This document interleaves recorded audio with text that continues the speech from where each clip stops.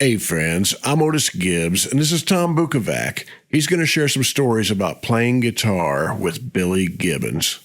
Man, I'll tell you, Billy Gibbons, man.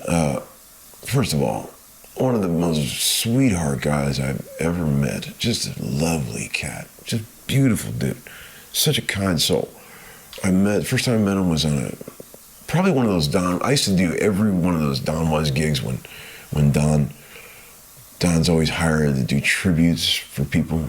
Anytime like somebody's got some sort of event where they need to put on a tribute show, they always call Don and put together a band. It's usually, for years, it was Ken Aronoff, and usually me and Aldi Freed would go do those gigs, you know.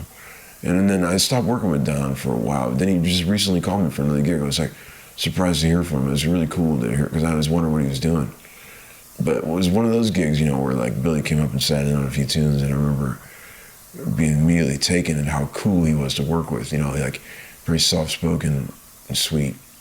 And he would like turn around and say, "Okay guys, here's what I'm gonna do, and if you come in, you just do this." And we were like, "Cool, man, let's do it, Billy." And then he would throw solos around. He was very cool about letting other people play and stuff. There's a video on YouTube from years ago of me playing one of those Don Was gigs where we're playing LaGrange, and he throws solos around to everybody, and I'd fucking jump in there and play one, you know.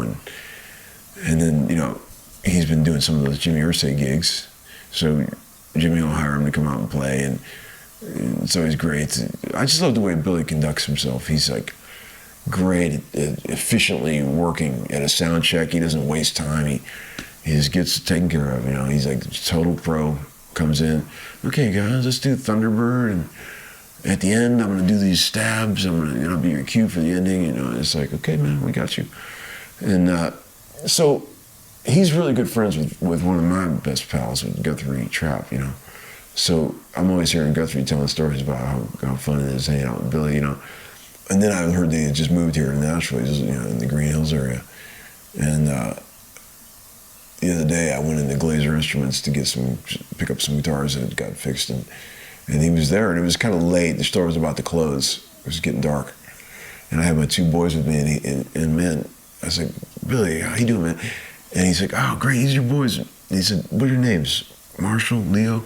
And he pulled out, he had it in his vest pocket, man. He had these really cool, like, pieces of paper that said Billy Gibbons, and he's like autographed them and, you know, drew a little something cool on each one of them and handed them to the boys.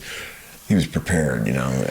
And then I went and started talking to some of the other cats in the shop about some stuff, and he sat with my boys for like 45 minutes and just sat and talked to them. And they were like, they love ZZ Top. My kids are like really schooled on classic rock, but they didn't quite realize what was happening until I got them in the car later and said, "Boys, you just sat with Billy Gibbons for 45 minutes. And they were like, "Yeah, he was cool."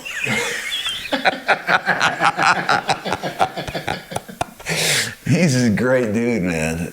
Just an ace of a guy, man. I just love how colorful the personality is, and he's he's got such a brand, you know. He's got this whole shtick that's just so entertaining, you know. Just cool, man. The definition of cool, right? Is there a ZZ Top record that you go for? Like oh yeah, Tejas, man. Yeah, that's always my favorite. That one, that Arrested from Driving While Blind, and It's Only Love. I love those tracks. They made a lot of great records, but man, I will also, and I'm not talking shit because it wasn't their fault, but I will also cite them as having the worst remixes of anybody. I mean, they took all those great songs. Remember what was in the 2000s, and they had somebody remix and put a bunch of reverb on everything. You remember that? Like, why would you do that? That's what made those records so cool, was like the dry drums, and like on Tejas, the drums are so dry.